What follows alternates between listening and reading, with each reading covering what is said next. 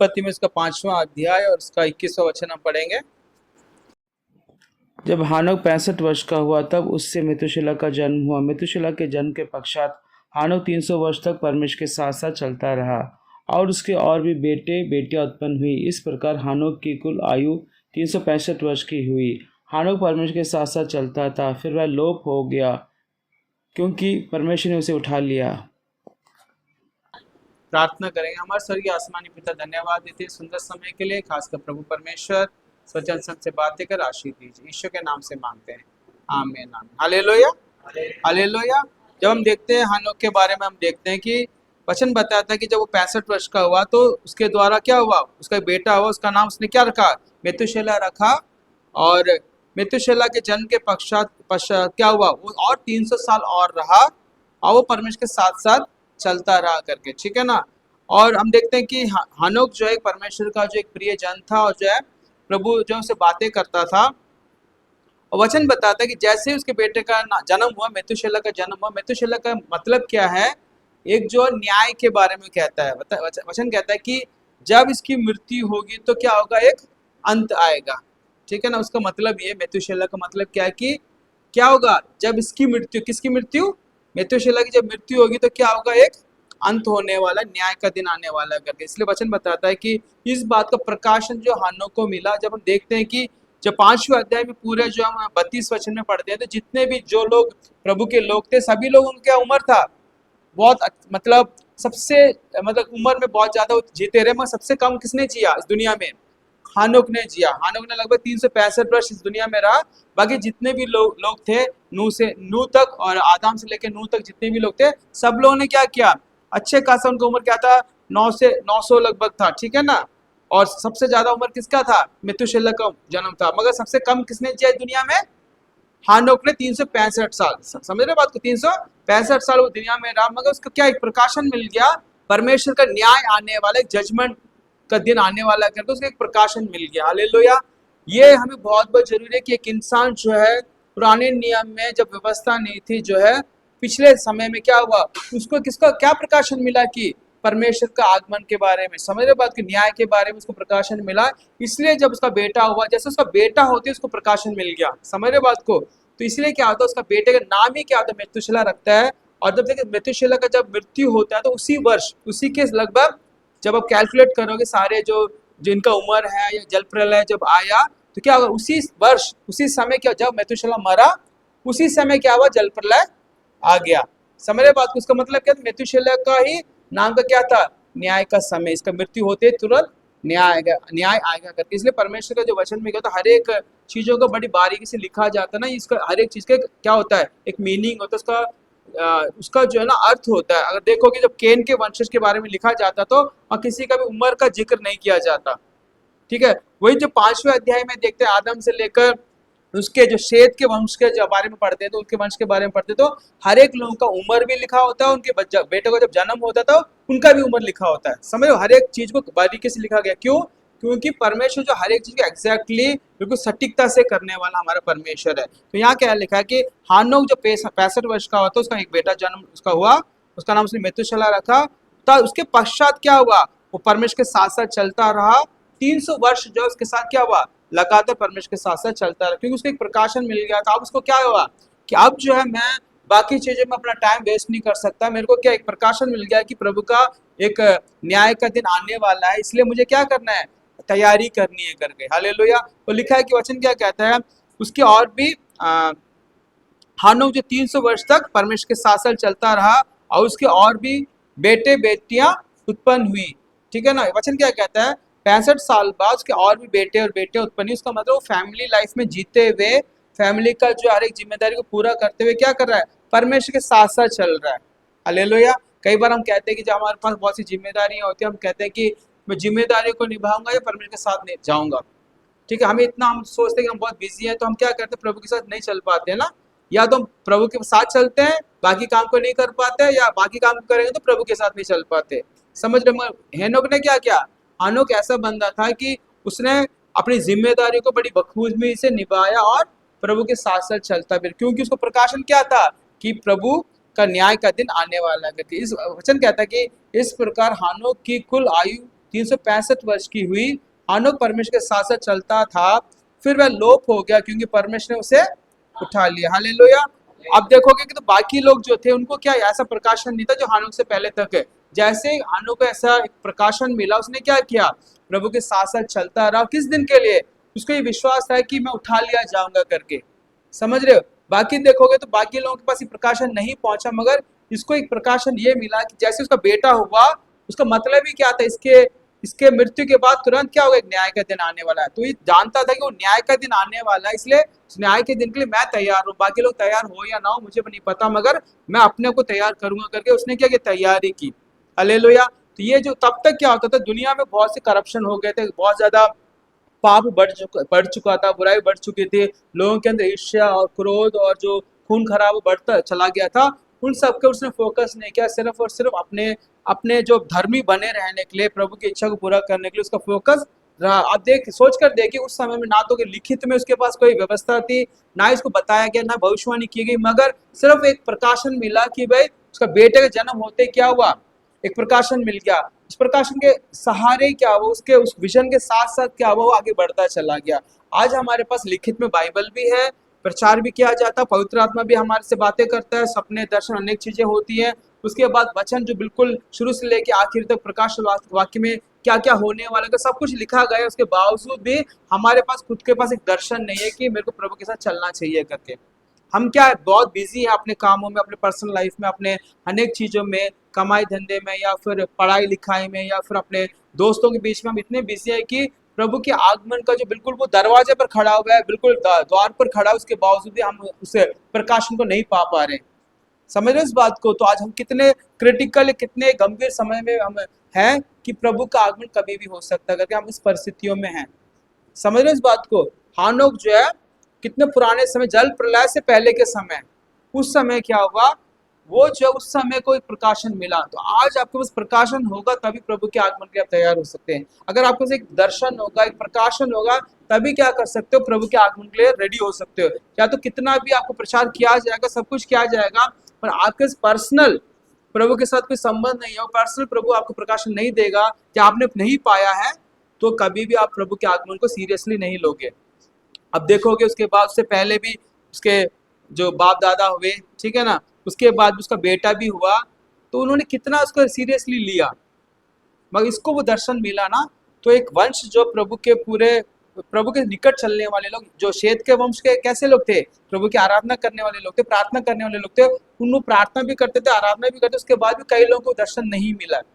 हानोक को दर्शन मिला, तो क्या हुआ, उसने उसको अच्छी तरह से समझ लिया, और उसने ये डर नहीं था कि मैं जल्दी मैं खत्म हो जाऊंगा। वो बाकी लोगों ने 900 साल तक उस दुनिया में जिए, मगर उसने कितना साल जिया, 365 साल इस दुनिया में रहा, और उसके बाद परमेश्वर इसको उठा लिया। समझ रहे हो? इसका मतलब जब प्रभु की तैयारी, प्रभु में हम तैयार होंगे ना, तो हमारी जो इस दुनिया में लंबी उम्र का कोई महत्व नहीं है। मेथुशेलह सबसे ज्यादा इस दुनिया में रहा, 969 साल ना, उसके बावजूद भी क्या, उसको प्रकाशन नहीं था ना। समझ रहे बात को? इसलिए लंबा हम इस दुनिया में रह रहे हैं, उसका कोई महत्व नहीं है। महत्व क्या है, कितना साल, कितने दिन हम प्रभु के साथ गुजार रहे हैं, कितना प्रभु के लिए हम तैयार हो रहे हैं, वो हमारे लिए बहुत ज्यादा महत्व रखता है। हालेलुया। अगर वो कहता है इसी चीज को, क्या है वो, एक यहूदा जो पत्री में देखते हैं, हम पढ़ते हैं, जब यहूदा में उसका, यहूदा में एक ही अध्याय है, उसमें 14 वचन से जब पढ़ते हैं, हानोक ने भी जो आदाम से 7वीं पीढ़ी में था, इनके विषय में यह भविष्यवाणी की, देखो प्रभु अपने लाखों पवित्र लोगों के साथ आया कि सबका न्याय करे, और सब भक्तिहीनों को उनके अभक्ति के सब कामों के विषय में जो उन्होंने भक्तिहीन होकर किए हैं, और उन सब कठोर बातों के विषय में जो भक्तिहीन पापियों ने उसके विरोध में कही है, दोषी ठहराया। क्या वचन कहता है? उसको क्या प्रकाशन था, हानोक को क्या प्रकाशन था, कि जो परमेश्वर क्या कर, प्रभु जो है लाखों लोग, लाखों पवित्र लोगों के साथ क्या कर रहा है, वो आया है करके। हालेलुया। उस समय आपको बताया कि हानोक के समय में कोई व्यवस्था, किताब वगैरह नहीं थी। समझ रहे? उसमें दर्शन था, और प्रभु जो उनसे बातें करता था, यही होता था। एक दर्शन के वजह से उसने उसको पकड़ते हुए जो उसको वापस आगे तक चला। समझ रहे? उसको क्या दर्शन था कि परमेश्वर प्रभु कैसे आ रहा है, लाखों पवित्र लोगों के साथ क्या कर रहा है, वो पृथ्वी का न्याय करने, सबका न्याय करे, और सब भक्तिहीनों को उनके भक्ति के सब कामों के विषय में जो उन्होंने भक्तिहीन होकर किए हैं उनका न्याय करने के लिए। समझ रहे बात को? उसका मतलब कि उस समय में जो लोग थे, हानोक के समय में लोग क्या थे? भक्तिहीन लोग थे। परमेश्वर का कोई भय डर नहीं था, परमेश्वर का कोई भय नहीं था, परमेश्वर के प्रति कोई इज्जत नहीं थी, कोई आदर नहीं, सत्कार नहीं था। उन्होंने क्या किया? भक्तिहीन होकर क्या करते थे? वो उल्टा सीधा काम करते थे, अभक्ति के ही सारे काम करते थे, जो प्रभु के जो विरोध में होता था, जो वचन, जो चीजें परमेश्वर को पसंद नहीं होती उसी को करते थे। समझ रहे हो? अब प्रभु कहेगा पवित्र बन तो अपवित्र बनते थे, कहते तो ये मत करो तो उसको करते थे। ऐसे भक्तिहीन होकर क्या करते? प्रभु के विरोध में ही काम करते थे। ये बता रहा है इस बात को कौन? हानोक बता रहा है कि उसने क्या क्या वो दर्शन देख रहा है। उसके बाद कह रहा है कि और उन सब कठोर बातों के विषय में जो भक्तिहीन पापियों ने उसके विरोध में कई है दोषी ठहराए। जो भक्तिहीन लोग थे, जो कठोर होकर भक्तिहीन बन गए, क्या बन गए? परमेश्वर के प्रति कठोर बन गए और भक्तिहीन होकर, और पापियों ने क्या किया? उसका विरोध करके उसके लिए जो भी बातें ठहराई है उन सबको परमेश्वर क्या अगर दोषी ठहराकर उनका न्याय करेगा। हालेलुया। तो आज भी वही परिस्थिति, आज तो बहुत ज्यादा क्या है, प्रभु ने हमें बहुत सी बातें हमें दी हैं, पवित्र शास्त्र हमें दिया है, बाइबल लिखा हुआ लिखित में हमारे पास है, पवित्र आत्मा का दान वरदान है, उसके बाद अभिषेक है, अन्य भाषा, कितनी सारी बातें प्रभु ने हमें दी है। किस लिए? हमें ना भक्तिहीन होने के लिए नहीं, कठोर होने के लिए नहीं, मगर प्रभु का वो सेंसिटिवली, मतलब उसको बहुत संवेदनशील होकर, जो उसके जो एक इशारों को समझकर हम क्या करें? उसकी ओर बढ़ते चले जाए। यही हमें प्रभु क्या सिखाना चाहता। मगर आज हम क्या कर रहे हैं? हम लोग मसीह में होने के बाद भी कठोर हैं। कठोर का मतलब क्या है? प्रभु कहते ना, ये हठीले लोगों, कब तक मैं तुम्हें हठीला कठोर मतलब क्या है? वो प्रभु की बातों को अनसुनी कर रहे हैं। आज हम लोग, हमारे अंदर भी क्या है कि ये दोषी ठहराने के लिए नहीं कहा जा रहा है, ये इसलिए कहा जा रहा है कि हम अपने आत्मिक जीवन को ना क्या करें? जांचे परखें कि मैं प्रभु के प्रति कितना कठोर हूँ, कितना मैं उसके लिए कुछ कर सकता हूँ करके। हम क्या करें? कठोरता मतलब क्या है? प्रभु की बातों को सुनने के बाद भी अनदेखी करना, अनसुनी कर देना। प्रभु हमें बार बार बता रहा है कि बेटा ये वचन नहीं बोल रहा, ये बोल रहा, मगर हम उसमें उसके प्रति क्या है? जरा सा भी उसको रिएक्शन नहीं करते, हम सोचते समझते नहीं है। मगर हानोक क्या था? उसके पास कोई भी रिसोर्स नहीं था, मगर प्रभु ने एक दर्शन दिया, उसके बाद उसने क्या किया? तैयारी करता रहा प्रभु की उस आगमन के लिए, क्योंकि उसको पता था कि भाई वो न्याय, उसको ये पता चल गया कि जो मेतुशेलह जब मरेगा तो क्या होगा? इस पृथ्वी में न्याय आएगा। हालेलुया। और बाद में यही हुआ कि जैसे मेतुशेलह जिस साल मरा उसी समय क्या हो गया? जल प्रलय आ गया। समझ रहे हो इस बात को? तो परमेश्वर जो कहता है उसको सटीकता से करता है, मगर हम लोग क्या कर रहे हैं? उस बात को समझ नहीं पा रहे हैं। इस बात को समझना चाहिए, ठीक है ना? अगर हम देखेंगे उसी को क्या करेंगे, जब उसका हानोक का जो पोता होता है लेमेक, जब उसका एक बेटा होता है, अगर देखेंगे 5वें अध्याय में, आप 28 में पढ़ दीजिए। जब लेमेक 182 वर्ष का हुआ तब उससे एक पुत्र का जन्म हुआ। उसने यह कहकर उसका नाम नूह रखा, यहोवा ने जो पृथ्वी को शाप दिया है उसके विषय यह लड़का हमारे काम में और उस कठिन परिश्रम में जो हम करते हैं हमको शांति देगा। लेमेक कौन था? हानोक का पोता था, ठीक है, मेतुशेलह का बेटा, ठीक है। और जब उसका एक बेटा होता है तो उसका नाम क्या रखता है? वो नूह रखता है। क्या करता है? नूह रखता है। नूह, उसका मतलब क्या है कि ये यहोवा ने जो पृथ्वी को शाप दिया है उसके विषय में ये लड़का हमारे काम है। क्योंकि प्रभु ने क्या किया था? पृथ्वी को शाप दे दिया था जब आदम ने पाप किया, फिर कैन ने पाप किया, ठीक है ना? तब क्या पृथ्वी जो एक श्रापित हो चुकी थी। अब जो नूह का जब जन्म होता है तो उसके बाद जो लेमेक को एक दर्शन मिलता है कि ये लड़का कौन है? ये जो है, जो प्रभु की ओर से जो है ना हमें जिस पृथ्वी को श्राप मिला है उसके लिए, उसके विषय में वो हमारे काम का है, और उस कठिन परिश्रम में जो हम करते हैं हमें शाम को शांति मिलेगी। हालेलुया। शांति देगा परमेश्वर, ठीक है ना? तो जैसे नूह का समय में क्या, वो जन्म के बाद जब उसके समय आया तो उसने क्या, बहुत लोगों को प्रचार किया, बहुत लोगों को किया, उसके बाद एक जहाज बना दिया गया। तो उसके बाद वहाँ एक उद्धार हुआ, क्योंकि पापियों का जो नाश हुआ, इस वजह से क्या हुआ? जितने भी पाप में पड़े हुए लोग थे उन्होंने क्या किया? मन नहीं फिराया, और वहाँ एक न्याय का समय हुआ, न्याय किया गया, ठीक है ना? प्रभु ने ऑलरेडी सारी बातें बताई, तो इसलिए कहता है, वचन क्या कहता है? नूह के कहता है कि वहाँ जो क्या हुआ? श्राप बढ़ गया था, और अनेक चीजें, इतनी पूरी पृथ्वी इतना श्राप बढ़ गया। किस वजह से? लोग परमेश्वर के विरोध में करते चले गए। तो प्रभु के विरोध में करेंगे तो वहाँ श्राप बढ़ेगा, और क्या होगा? वहाँ टोटली क्या होगा?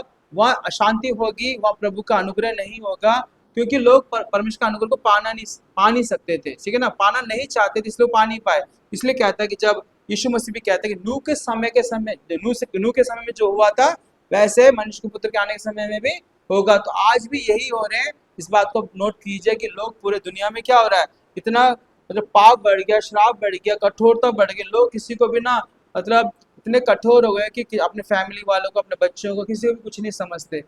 समझ रहे हो? आप कितने न्यूज़ सुनते हो कि एक माँ ने अपने बच्चों को क्या कर दिया, जान से मारा, अपने हस्बैंड को मार दिया, या पति ने पत्नी को मार दिया, बच्चों को मार दिया। जरा से भी उनके अंदर क्या रहम नहीं है, क्योंकि लोगों के अंदर क्या इतना ही कठोरता भर गई है और श्रापों से भर चुके हैं, पापों से भर चुके हैं। इसलिए वो समय आ गया कि जैसे हानो को परमेश्वर ने एक इशारा दिया था, एक दर्शन दिया था, वो हुआ, वैसे आज भी हमारे लिखित में प्रभु ने क्या क्या हमें दे दिया है। इसलिए मैं आपसे बोलना चाहता हूँ कि आप बड़े धैर्य के साथ इस बात को सुनिए, समझिए, आपको बाकी सारे काम कीजिए। हानोक ने भी क्या किया, अपने सारे परिवार को संभाला, मगर प्रभु के साथ साथ चलता रहा। कुछ आप काम कीजिए, सब कुछ कीजिए, मगर प्रभु को पहला स्थान देकर प्रभु को के लिए यीशु के आगमन के तैयार होइए। हालेलुया। तभी क्या होगा, उस जो न्याय का समय होने वाला, जल प्रलय से जो उसके जो 8 लोग बचे हैं, जो नूह के परिवार वाले, क्योंकि वो प्रभु का उन्होंने भाई माना, तो जो आने वाले समय में जो न्याय होने वाला है, प्रभु का आगमन होने वाला है, जब हम प्रभु का भाई मानेंगे, लोगों को तैयार करेंगे, तभी वो लोग भी बचाए जाएंगे। प्रभु के न्याय से हम कोई नहीं बच सकता है। बचने का एक ही तरीका कि प्रभु यीशु के नाम से उद्धार पाए, प्रभु की संगति में जाए, प्रभु के आगमन में तैयार हो सके। यही हमारे पास एक तरीका है। हालेलुया। इसलिए हमें बहुत ज्यादा इस बात पे ना सोचना चाहिए कि आप हमेशा रोज सोचिए कि आज जब प्रभु आएगा तो क्या मैं उसके साथ जाऊंगा, क्या अगर इस घड़ी में प्रभु यीशु मसीह का आगमन हो जाएगा, इस रात में हो जाएगा, तो क्या होगा, क्या मैं और मेरे परिवार जाने के लिए तैयार है करके हमें सोचना हमारे लिए बहुत बहुत जरूरी है। हालेलुया। क्योंकि उसको जब सोचेंगे तभी हमारे जीवन में क्या होगा, परिवर्तन हो। जैसे ही हानो को दर्शन मिला ना, उसने बाकी चीजें सोचना बंद कर दिया, उसने बाकी बिजनेस के बारे में, बाकी चीजों को करना क्या कर दिया, कम कर दिया। सबसे पहले क्या हुआ, उसका प्रभु के साथ साथ चलता रहा। उसके इतना वो प्रभु के साथ चलने लग गया कि प्रभु ने उसको क्या किया, उठा लिया। क्योंकि प्रभु ने क्या कर दिया, उसको उठा लिया। हालेलुया। ये क्या होगा, यीशु का आगमन आज होगा तो हम क्या करें, हम उसके साथ उठा लिए जाएं। हम पल भर में क्या हमारा रूपांतर होके हम बादलों में उठा लिए जाए। ऐसा हमारा क्या होना चाहिए, दर्शन के साथ हम जीना चाहिए, ठीक है ना। हनो को दर्शन मिला, वैसे ही जिया, उसके साथ वैसे ही हुआ। और हमें भी क्या, वो बता दिया गया, वचन बता दिए क्लियरली। प्रभु ने क्या किया, हमें बता दिया अपने वचनों के द्वारा, अपने जो जितने भविष्य होता है उनके द्वारा सब कुछ क्या हुआ, लिख दिया गया है। उसके लिए हम सीरियसली क्या उसमें बने, उसमें चलते रहे। हमें इसलिए जरा सा सोचिए परमेश्वर हमसे क्या चाहता है, और उस दर्शन जो हमें उसका कभी नहीं छोड़ना है। उसके आगमन ही हमारे लिए बहुत ज़्यादा सबसे बड़ा क्या होना चाहिए, प्राथमिकता में होनी चाहिए कि भाई उसके आगमन में मैं तैयार हो सकूँ। और कोशिश कीजिए कि हम खुद तैयार हो सके, और क्या करें, आने वाले जनरेशन को, हमारे परिवार को, हमारे जितने भी लोग हैं, जितने हमारे रिश्तेदार हैं, उनको भी सुसमाचार सुनिए। आप सुसमाचार सुनाइए और परमेश्वर क्या करेगा, उनके जीवन में काम करेगा। बाकी काम परमेश्वर का है, मगर हम जो उसके लिए खड़े हो जाएं और हम उसके लिए क्या करें, परमेश्वर वचन सुनाने लिए बन जाए। आइए हम आंखें बंद करें, प्रार्थना करेंगे।